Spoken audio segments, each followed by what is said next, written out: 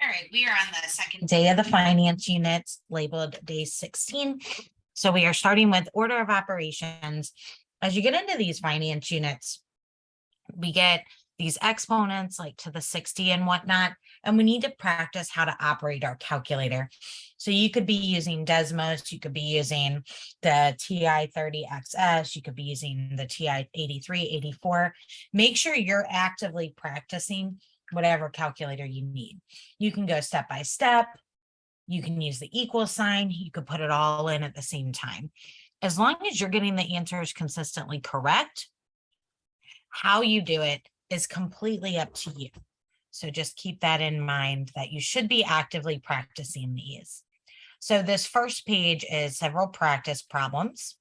So we're going to walk through them to make sure we're okay on that.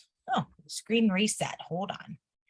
All right. So I've got 3 problems here before we dive into the algebra ones. Okay. So how you would put this in your calculator is exactly how it looks. You put the parentheses where the problems put the parentheses, right?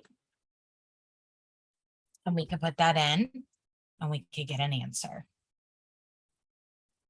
I'm going to grab my calculator up real quick.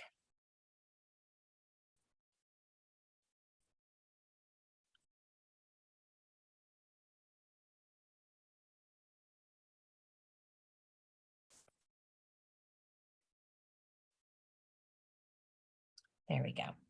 So I would type in 1,000 times 1 plus 0.05 times 4, close parentheses. Note I typed it in exactly how I put it so that we have the answer.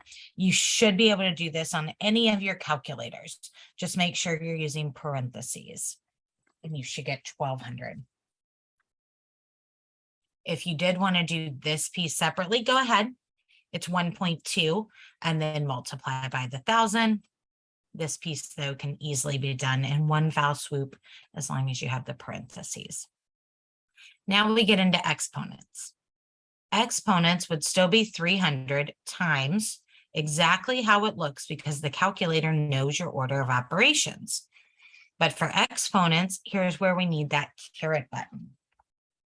We've got to have that button that'll do the exponents. If yours doesn't have it, you've got to have it. Consider using Desmos. That's the online calculator. It's free, desmos.com. Otherwise, you can look for one. 1 plus 0.04 divided by 12. Here's my caret button right here. That's my exponent. So 300 times parenthesis 1 plus the it's 0.4. See, typed it in wrong. And I get my answer. So right here,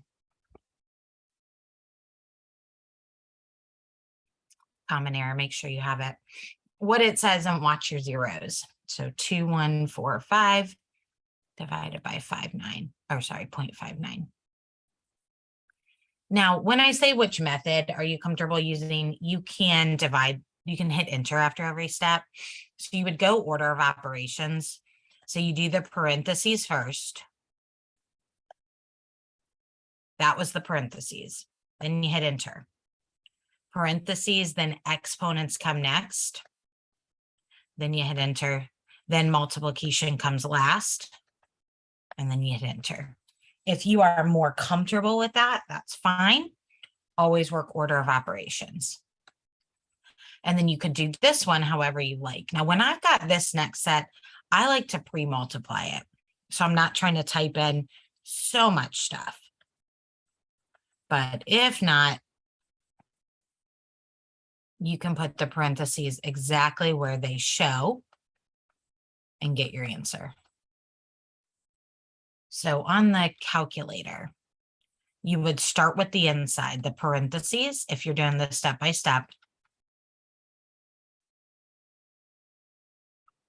Then do the exponent. Then multiply by the 275 that I'm covering up and get your answer. But again, you could put this whole thing in exactly as I wrote it, and I encourage you to try it. The formulas show where the parentheses should go. Now, I've got down here some helpful tips.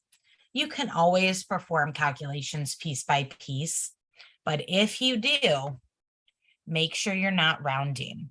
Keep 5 to 6, 7 decimals. If you round too soon, it starts to mess it up. Every calculator works a little differently. You know, ask for help, go to the ARC, whatnot, look up videos and whatnot. All of the calculators have videos online as part of their owner's manual. And then you can also use Desmos. Desmos is a free online scientific calculator that will do everything for the class. And you are welcome to use that as well. It's free. And that works just like the one you've been watching me use, where you can type it all in. All right. Last section for this video is we're now going to use these formulas with algebra. So this is starting to look like that same one we did up here, but now we've got these algebra pieces. So we want Pn. So Pn is Po. 1 plus R. Okay, whenever we do a percent, we've got to divide it by 100. K to the NK, and make sure you put parentheses there.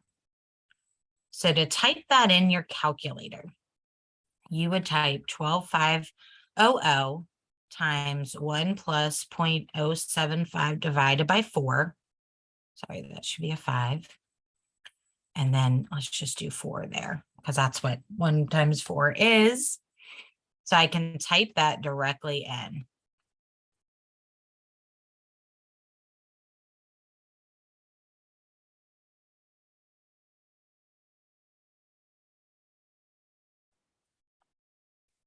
So again, I put the parentheses exactly where they had them. Calculator can do order of operations. And I got my answer.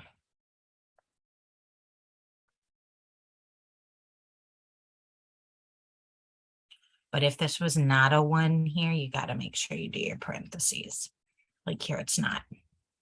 So this time, Pn is Po. And I'm just reading the formula, nothing fancy here. I am putting the 2 in a decimal. I've got to have parentheses here. If you want to redo that and just make it 36, that's fine. But I'm going to make it parentheses so you can see it. So it'd be 800 times 1 plus 0.02 divided by 12 to the 3 times 12. Okay, so that's what that one should look like. It says round 100, so I will go to 2 decimal places. All right, that is it for video 1. In video 2, we're going to dive into simple and compound interest this time.